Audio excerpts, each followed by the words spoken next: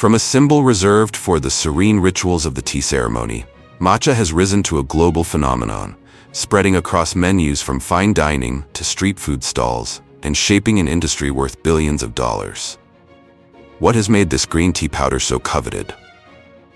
The journey behind matcha's global craze begins on carefully shaded green tea hillsides, where young tea leaves are meticulously controlled for light, climate, and timing, before being harvested through a combination of manual and mechanical methods, precisely at the moment they reach ideal umami levels. From there, the leaves are taken to factories where traditional techniques, precise technology, and patience come together, slowly grinding them into a fine green powder that has captivated millions of food lovers worldwide. Don't take your eyes off this video, because coming up next is the entire journey that transformed matcha from a sacred cultural symbol into a global trend, along with the secret behind more than 4,000 tons of matcha produced every year. Let's begin.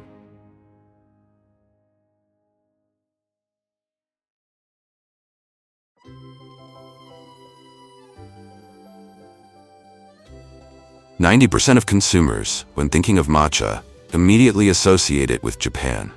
Few realize that this fine green powder, revered almost as a national treasure in the land of the rising sun, actually has its origins in its friendly neighbor, China.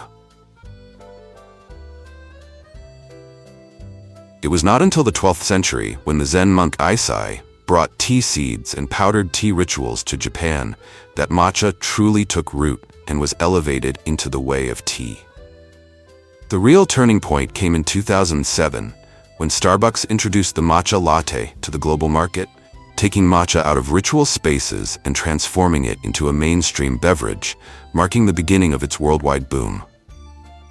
By 2025, the global matcha industry surpassed $4 billion USD, becoming a key ingredient in the modern F&B industry and an endless source of inspiration in popular culture. Despite being the cradle of matcha, Japan contributes only about 25% of global production each year, focusing instead on the premium segment, where 1 kilogram of ceremonial-grade matcha can reach several $1,000s. The remainder of the market belongs to China, with large-scale production, lower costs, and speeds that far exceed classical standards, pushing matcha from a meditative essence into a mass-market commodity. Meanwhile, the United States can be considered the world's largest matcha-obsessed giant, importing more than 1,000 tons each year.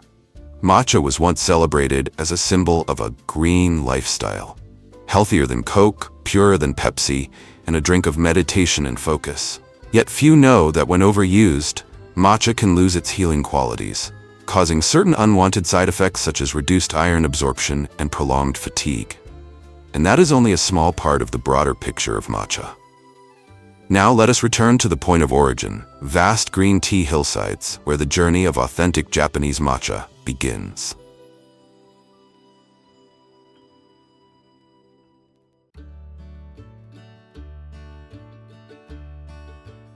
Although all come from the same tea plant, Japanese matcha uses only the top 1 or 2 young shaded leaves known as tencha and consumed whole, while Chinese green tea, sencha, and English tea use larger sun-grown leaves that are brewed and discarded. Matcha is not simply green tea ground into powder, but the result of a deliberate intervention in light, something most other teas never undergo. Shading is a mandatory ritual and the key that creates the distinctive status of authentic Japanese matcha. Each April, across the tea hills of Kyoto and Aichi, thousands of hectares are covered with dark shade nets capable of blocking up to 90% of sunlight. When light is restricted, the tea plant is forced to alter its growth. Chlorophyll levels rise sharply, and sugars are converted into L-theanine, the amino acid responsible for matcha's smooth, gentle, umami sweetness. By contrast, green tea grown under direct sunlight tends to develop more pronounced bitterness and astringency. To maintain these ideal conditions, farmers must constantly adjust shade nets and support frames in response to the weather. This is a costly and highly precise process, as even a few days out of sync can cause the leaves to mature too quickly or lose their optimal flavor. It is this significant investment and discipline that define the value of high-grade matcha and explain why it consistently commands a premium price. As the shade is lifted, matcha's journey enters its decisive moment, harvesting the purest young leaves. For the highest grades of matcha, harvesting is not simply about gathering tea leaves. It is a manual craft that demands near absolute precision.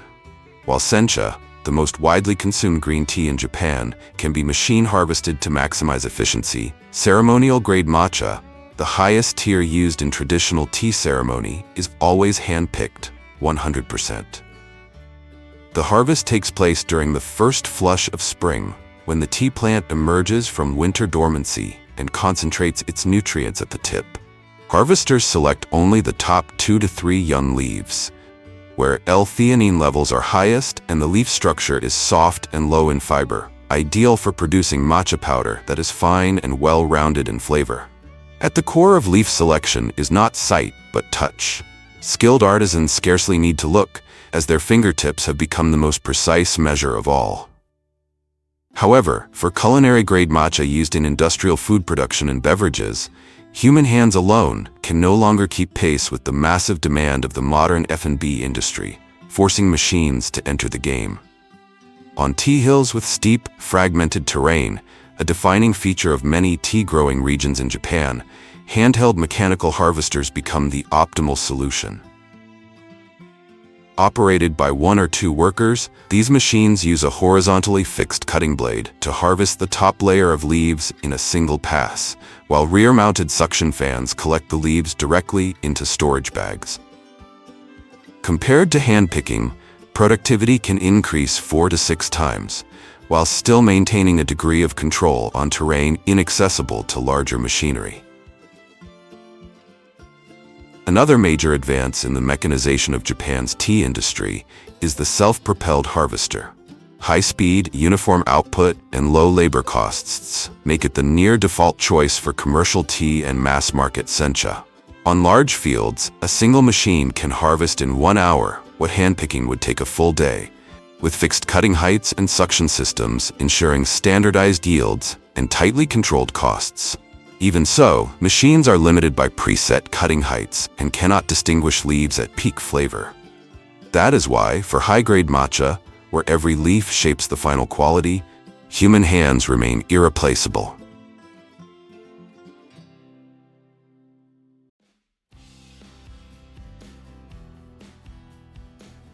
Immediately after harvest, batches of young tea leaves are transported to the processing facility as quickly as possible.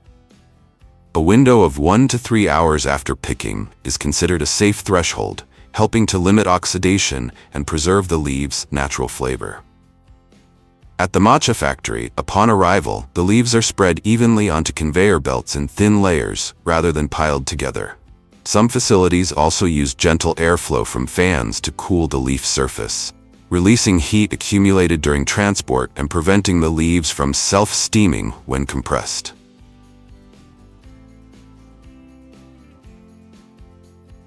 But this fresh state lasts only a very short time.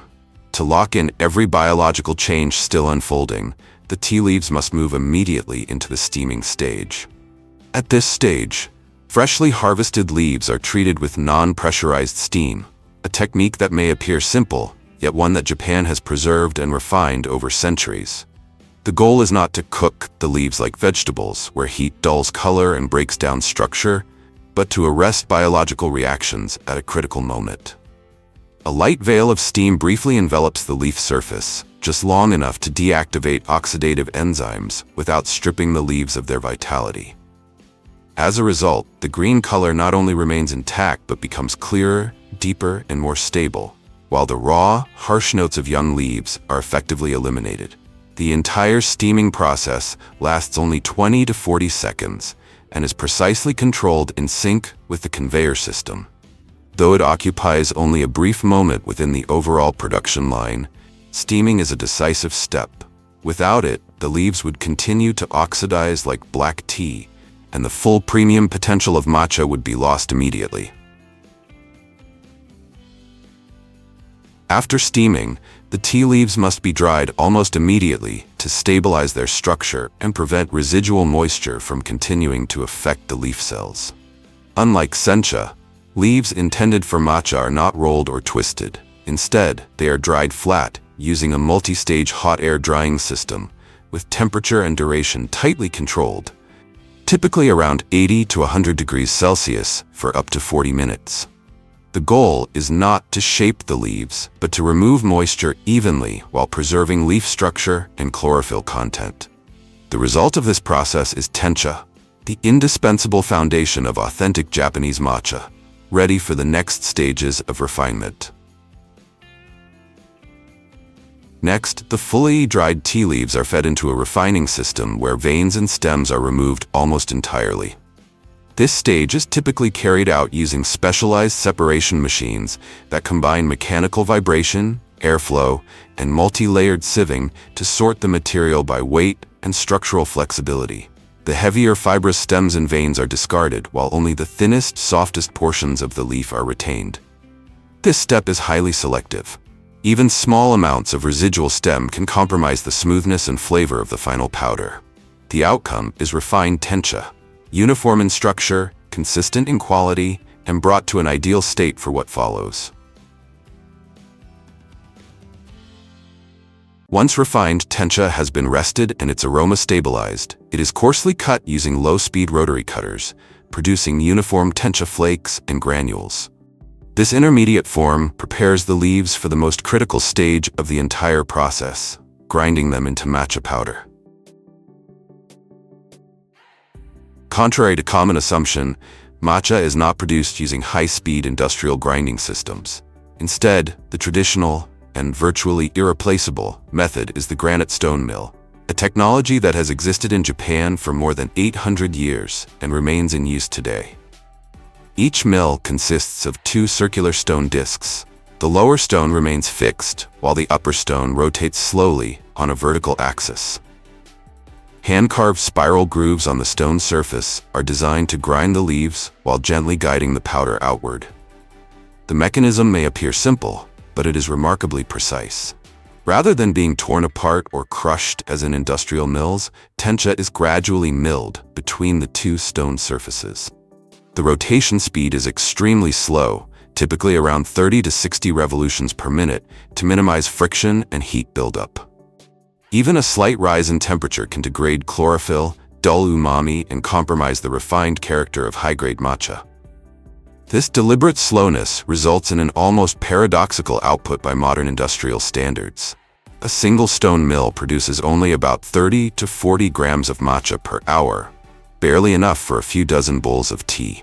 In return, the powder achieves an ultra-fine, highly uniform particle size, dissolves smoothly in water, and delivers a texture and flavor structure that metal grinders cannot replicate. While industrial mills can produce dozens of kilograms per hour, they rely on intense mechanical force, generate significant heat, and trade quality for speed. For high-grade matcha, that trade-off is unacceptable. This is why the stone mill, slow, ancient, and exacting, remains the gold standard. Not because of tradition, but because even today, no technology does it better. Once the powder reaches its ideal state, fine, uniform, and vividly green, packaging begins. Matcha can be packaged in various formats, depending on its intended use and market segment. The most common is the stick pack format for beverages, widely used for matcha lattes and mixed drinks, and packaged fully automatically. Another format is paper sachets or tea bags, designed for convenient everyday consumption. In the premium segment, matcha is typically sealed in airtight metal tins to protect the powder from light, moisture, and oxygen, the three elements that can degrade color and flavor. Regardless of the format, packaging is not merely the final step, but a critical line of defense that preserves matcha in its optimal condition until it reaches the consumer.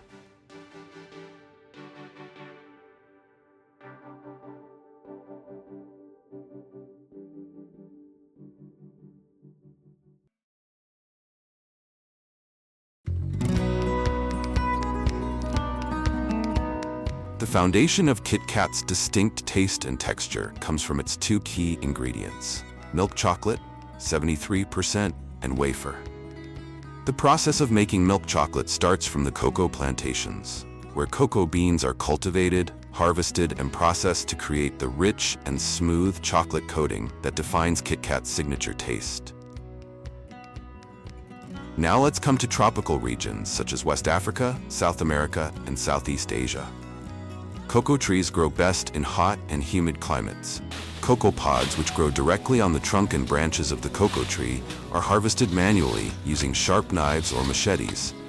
The pods are carefully opened to avoid damaging the beans inside. Each pod contains about 30 to 50 cocoa beans.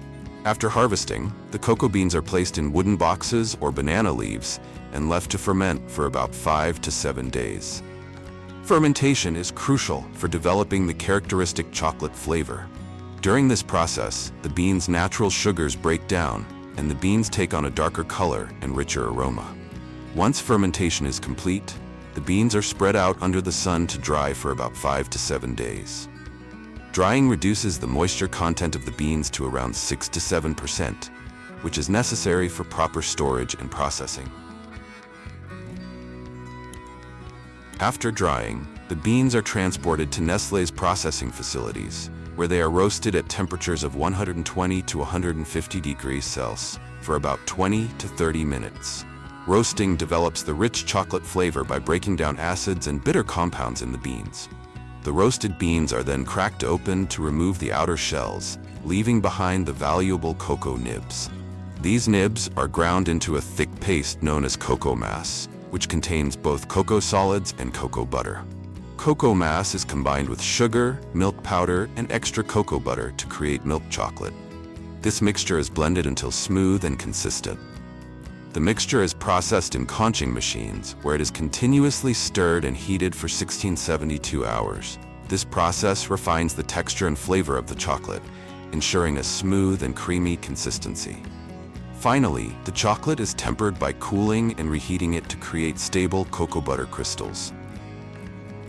This gives the chocolate a glossy appearance and a satisfying snap when broken. While the chocolate is being prepared, the wafer production process takes place simultaneously. The crispy wafer layers are a defining feature of KitKat, providing the perfect contrast to the smooth chocolate coating.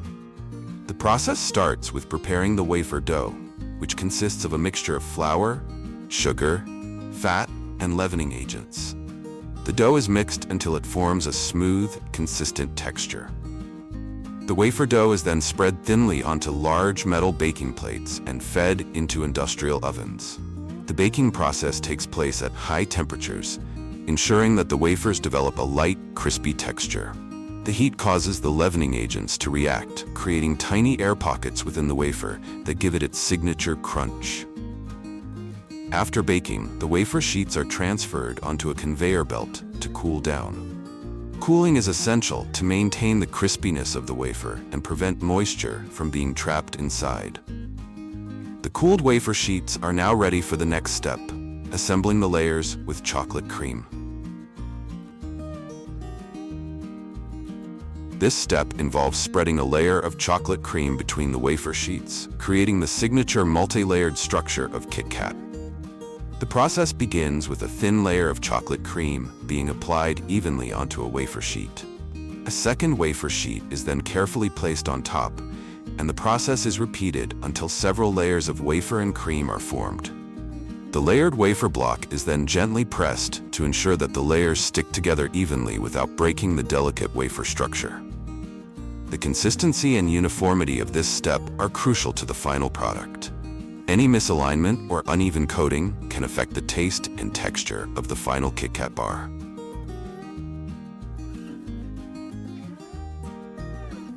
Once the wafer layers have been assembled, the next step is to cut them into the familiar KitKat shape. High-speed cutting machines slice the large wafer sheets into individual KitKat bars. Each bar is cut to a precise size to ensure consistency across all products.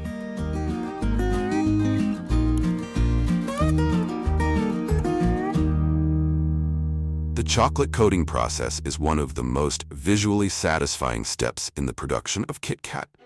The cut wafer bars are placed on a conveyor belt and passed through a chocolate enrobing machine. This machine creates a waterfall of melted milk chocolate, which completely covers each bar as it passes through. The chocolate coating is made from the milk chocolate mixture that was prepared earlier. The tempered chocolate is heated to a specific temperature to ensure that it flows evenly over the wafer bars. Any excess chocolate is removed using vibrating belts or air blowers, which helps maintain a uniform coating. The enrobing process ensures that each KitKat bar has a smooth, consistent layer of milk chocolate.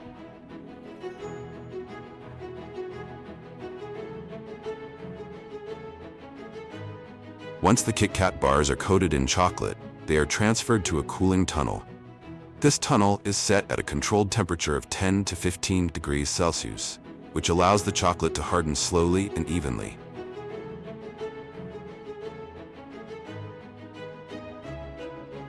After the chocolate has set, the bars are directed toward the packaging area.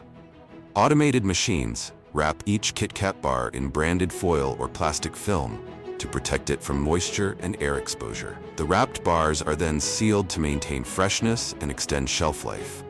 The final step is labeling, where the product name, ingredients, and production date are printed on the packaging. The packaged KitKat bars are then boxed and prepared for shipment to stores worldwide.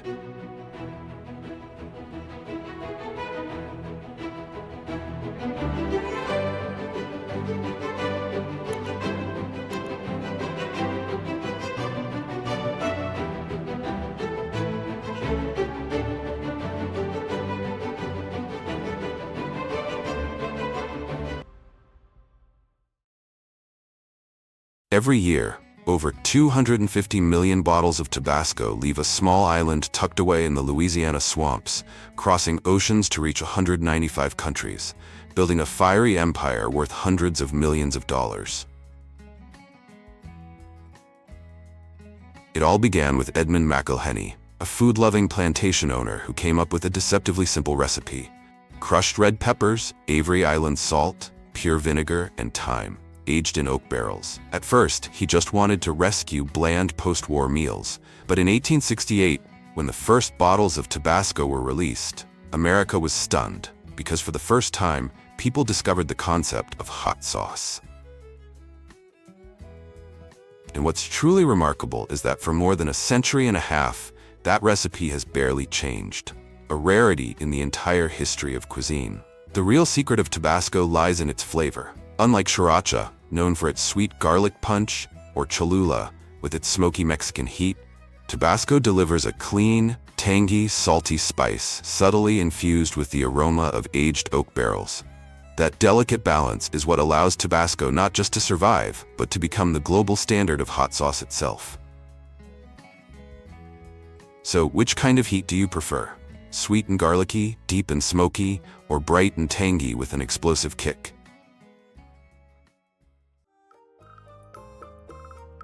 Let's begin where every drop of Tabasco is born.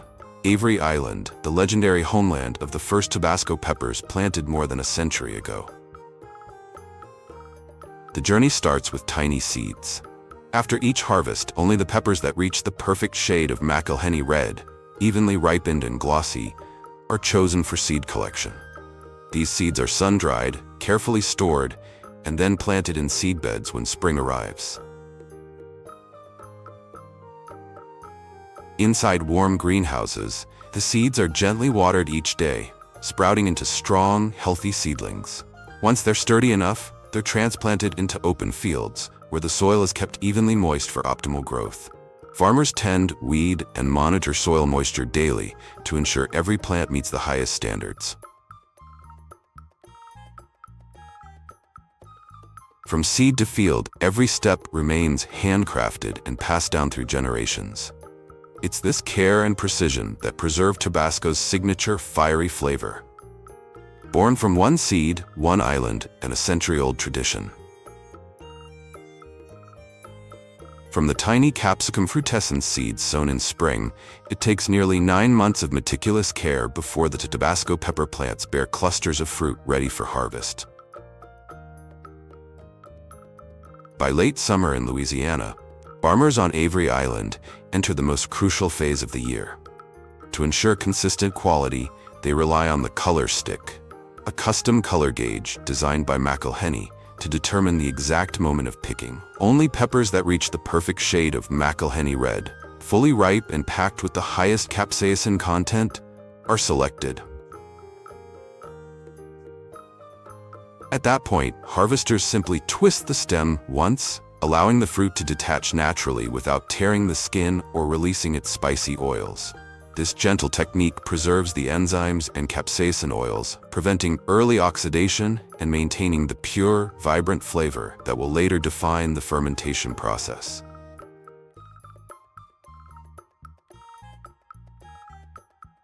In states like California, New Mexico, and Texas, vast chili fields stretching over thousands of hectares have been completely transformed by large-scale mechanized harvesting.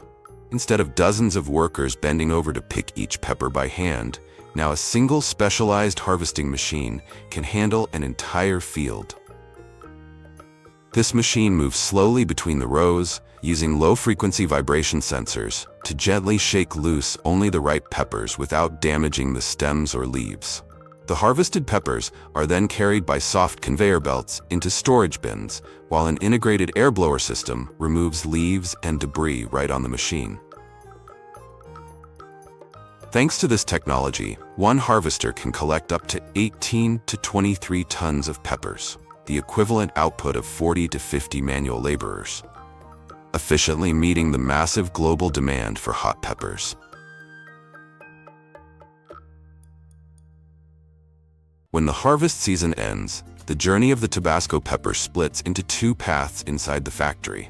Most are destined to become the world-famous Tabasco sauce, while a smaller portion is dried and finely ground into vibrant red chili powder, a fiery ingredient used in barbecues and bold-flavored dishes around the globe.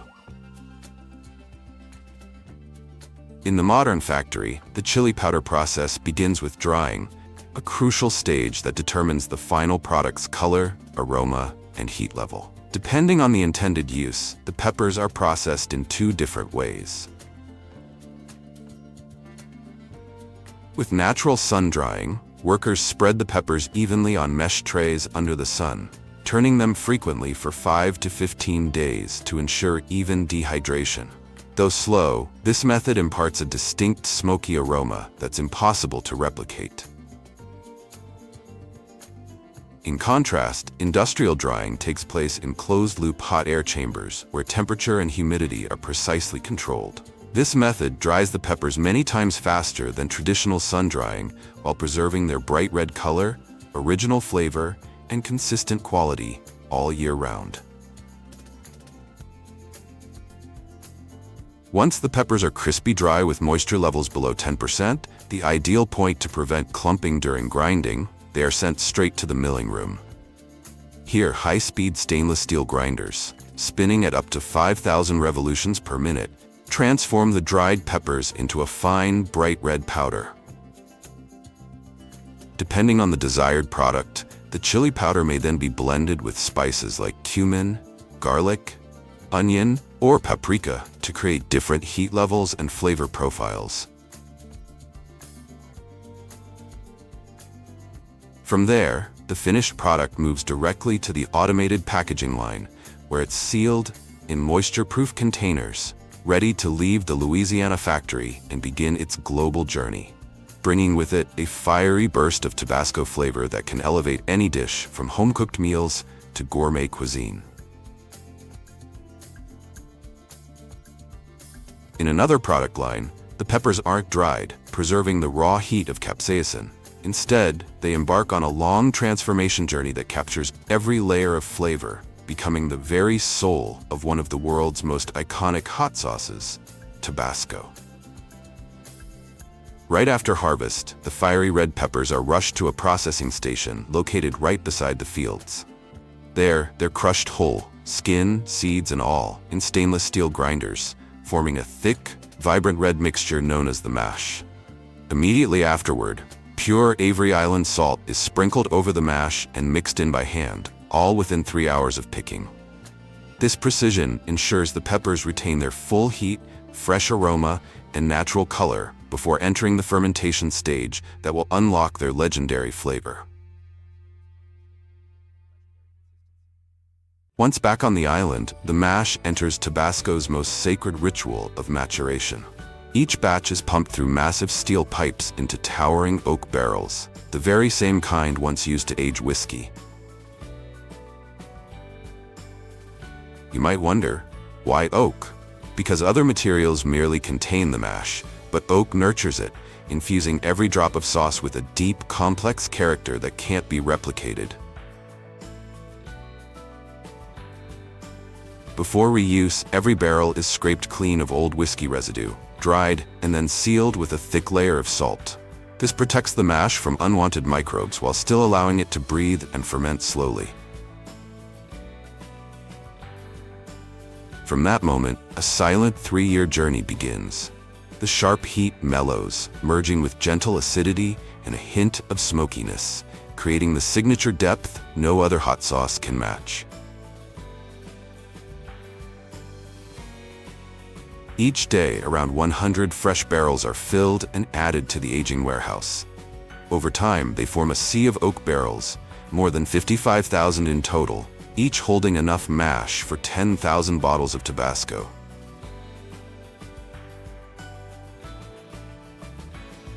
That means, before a single drop reaches your plate, hundreds of millions of bottles have patiently slept in darkness for years, all to achieve that perfect, refined heat.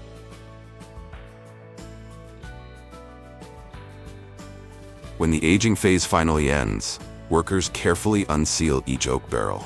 Inside, the mash has thickened to a texture reminiscent of miso, its saltiness and heat now perfectly intertwined. But opening the barrel is only the beginning of the most demanding test. At this stage, expert tasters step in to judge the result, a task not for the faint of heart. With just a single taste, they can determine whether a batch meets the strict Tabasco standard. One barrel that fails could undo the effort of thousands of days of patient waiting. However, even a single impurity could undo years of effort. That's why, immediately after aging, each batch is rushed to the laboratory, where every critical parameter is meticulously tested. The salt level must be precise, the pH perfectly stable, the acidity naturally balanced, and the heat powerfully alive.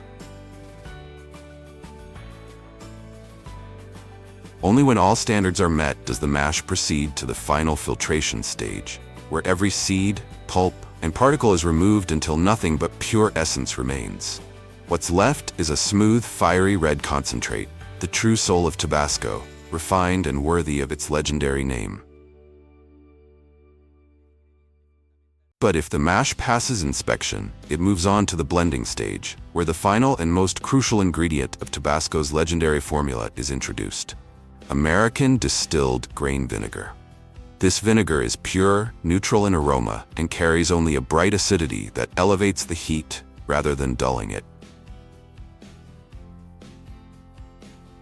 For over a century, the golden ratio of 70% vinegar to 30% mash has remained untouched, the unwavering heart of the recipe. Each batch is slowly stirred for weeks, allowing the heat, salt, and acidity to meld into a perfectly balanced harmony.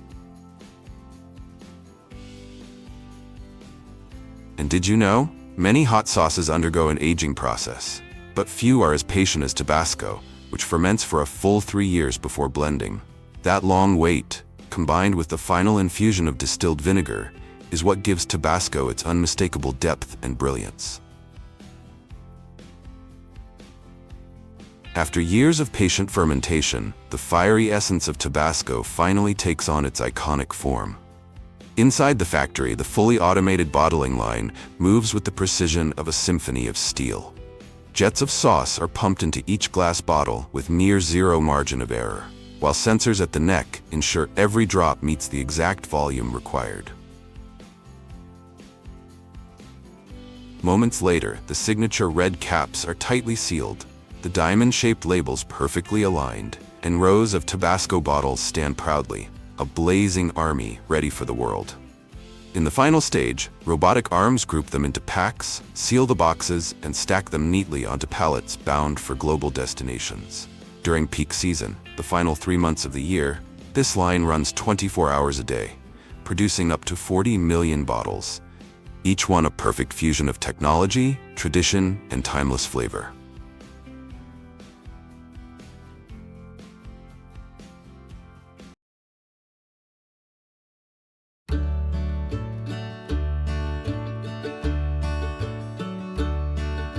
Imagine standing in the midst of vast mustard fields, with brilliant yellow mustard flowers stretching as far as the eye can see under the sun. Welcome to Saskatchewan, the golden land of Canada, where it produces up to 40% of the world's mustard supply, providing high-quality mustard seeds to the entire globe. But don't let these tiny seeds fool you. Every year, millions of tons of mustard seeds are harvested, contributing to an industry worth billions of dollars. And within those millions of mustard seeds, only the bright yellow and white seeds are chosen to create the legendary French's mustard, while the rich brown and black seeds are carefully selected to make the premium, sophisticated Dijon mustard. Unlike French's mustard, which offers a mild heat and subtle sweetness, perfect for fast foods like hot dogs and hamburgers, Dijon mustard stands out with its sharp flavor and smooth texture. Ideal for sophisticated dishes where refinement and complexity in taste are highly valued. What many don't realize is that mustard production tells an untold story much larger than just farming. Mustard season not only reflects the climate and soil, but also partly reveals the character and culture of each country. From the simplicity and strength of yellow mustard in the west of Canada and the US, to the refinement of Dijon mustard in France and the boldness and depth of brown mustard in Indian cuisine, each type of mustard carries the distinctive mark of its cultural and culinary heritage.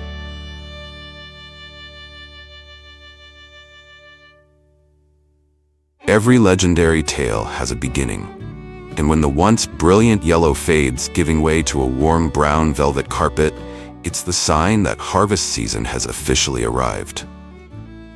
The ripeness of the mustard seeds, with their vibrant color and protective outer shell, reveals the first secret in the journey of creating the exceptional flavor of mustard. That's when the steel beasts, massive combine harvesters, start rolling. With giant tracks or wheels, they move steadily across the fields, guiding their razor-sharp blades deep into the dry, brittle mustard stalks. Once inside, the entire plant passes through a powerful threshing chamber. Here, spinning rotors work non-stop, breaking the seed pods apart with intense impact.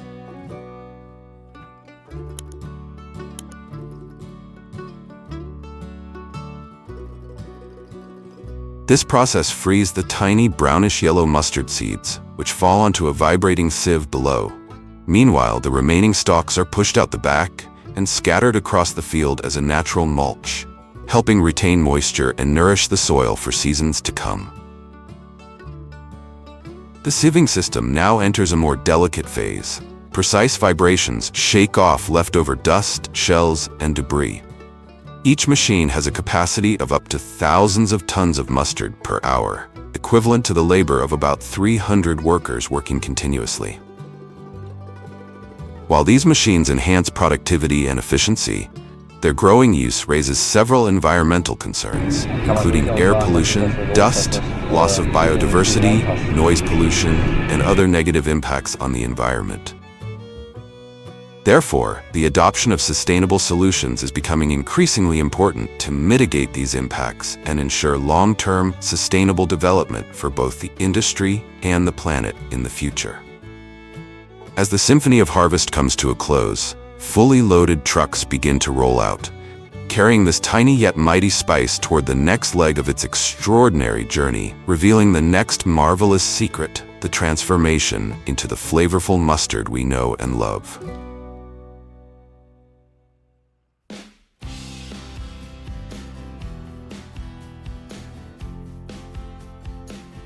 As soon as the trucks carrying thousands of tons of mustard seeds arrive at the factory, an automated robotic system takes samples directly from the containers and delivers them to the testing room. Before mustard seeds can become a flavorful condiment, they must go through a thorough cleaning and screening process. Not washing the mustard seeds with water is the next secret. as it helps reduce the risk of lowering seed quality, preventing them from becoming damp and affecting both storage and the seasoning production process. In the factory, the seeds are transported upward via conveyor belts into a feed hopper connected to a vibrating device, ensuring a steady flow into the sorting system. Next, the seeds enter a size sorting machine, where multi-layer vibrating screens separate out seeds that are too small or broken, keeping only those that meet the desired standards. After size sorting, the seed stream continues through a gravity separator, where hollow seeds or lighter impurities are removed by a strong air current.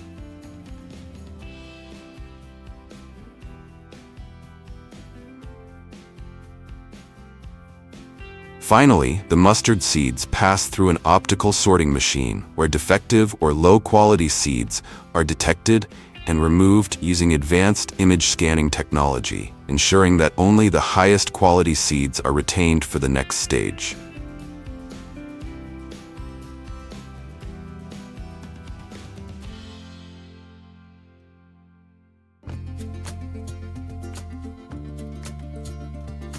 Before stepping into the realms of the French's factories in the US, or the premium Dijon mustard production in France, let's explore how mustard oil is made in India, where the oil is not only an essential part of cuisine, but also a vital ingredient in billions of household kitchens.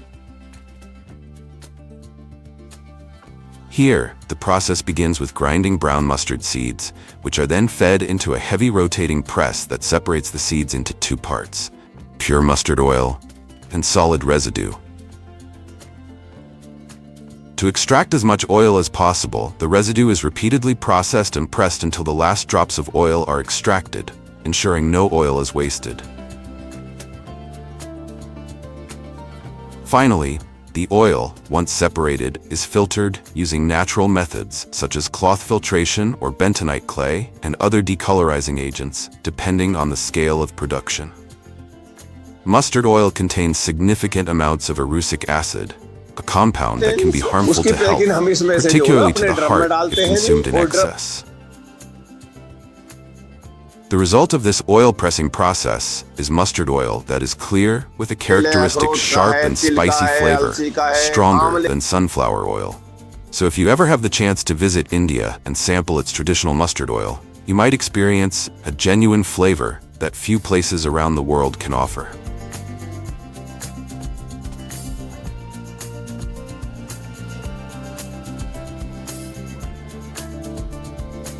After we have explored the rich tradition of mustard oil production in India, let's dive into the secret formula behind one of the most premium mustards in the world: the exquisite Dijon mustard, starting with the soaking and grinding stages.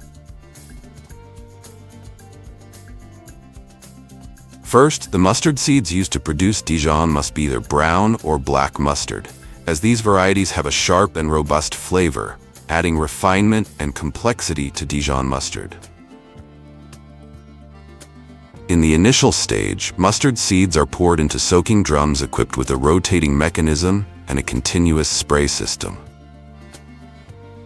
This system circulates clean water mixed with about 5 to 10% vinegar and 1 to 2% salt, which not only softens and hydrates the seeds, but also activates natural enzymes in their outer layer, kickstarting the release of essential oils and developing that signature pungent mustard flavor. After the seeds have been properly soaked, they move on to the grinding stage, a crucial key step that releases the essential oils, full flavor, and distinctive pungency. Especially popular in France, particularly in the Dijon region, traditional mustard stays loyal to the age-old method of slow granite stone grinding. The mechanism is simple yet effective. A heavy rotating stone slowly grinds the seeds against a fixed base, crushing them without generating significant heat.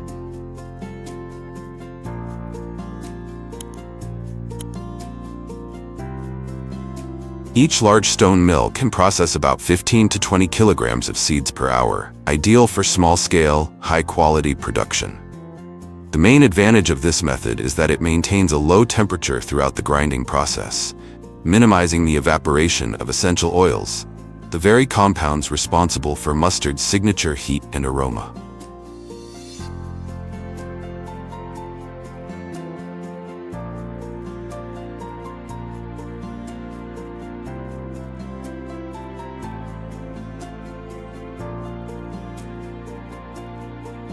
This is the key to creating the sophisticated and refined flavor of Dijon mustard.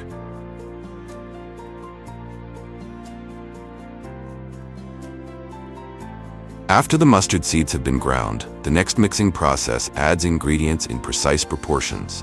Vinegar makes up about 5 to 10%, salt from 1 to 2%, sugar around 3 to 5%, and special spices such as wine or specific flavorings are added according to the mustard recipe, creating a balanced and distinctive flavor.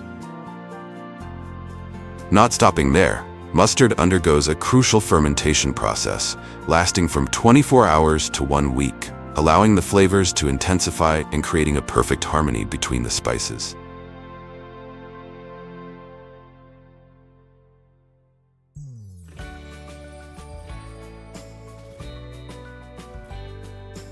While Dijon mustard continues its fermentation process, the production of French's mustard will amaze you with its efficient and high-speed industrial methods, propelling it to become a beloved global favorite. Unlike Dijon mustard, the yellow and white mustard seeds, after being preliminarily cleaned and stored in the warehouse, are directly fed into high-capacity grinding machines. The grinding system uses high-speed steel shafts to break the hard outer shell and release essential oils.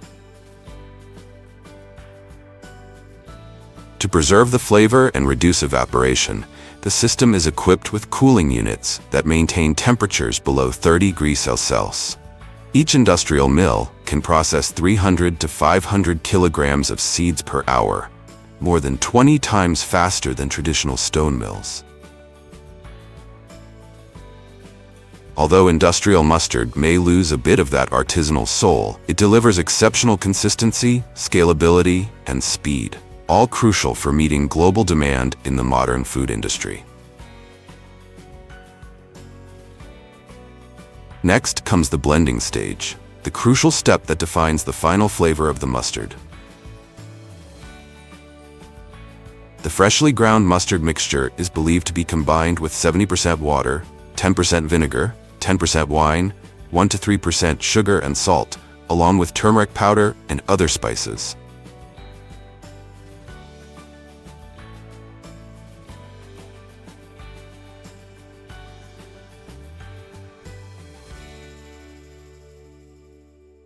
After blending, the mustard mixture is transferred into a maturing system where it rests to stabilize both flavor and texture. Compared to Dijon, the maturing process for French mustard is much shorter, lasting only from several hours to a few days.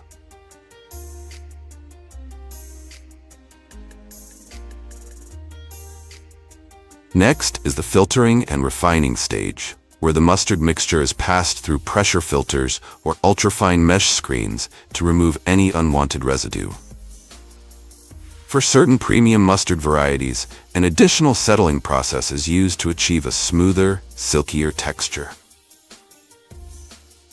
Modern factories often use centrifugal filters, which rapidly separate out the solids without compromising the mustard's signature flavor.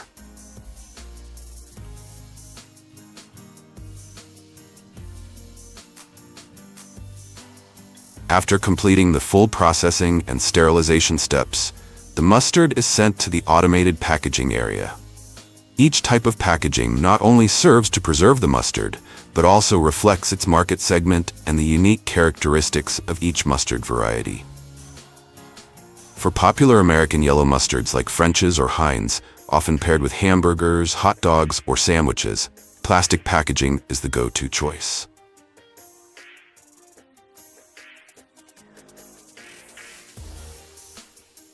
This type of packaging is favored for being lightweight, easy to transport, and user-friendly, perfect for everyday household use.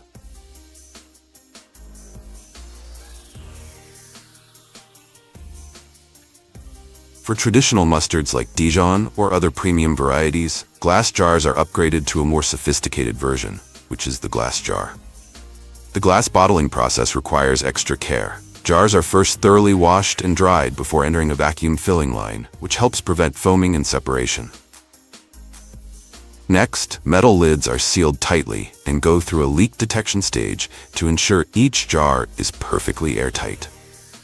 Labels, often designed with a classic, elegant look, are applied to appeal to high-end consumers or for export markets.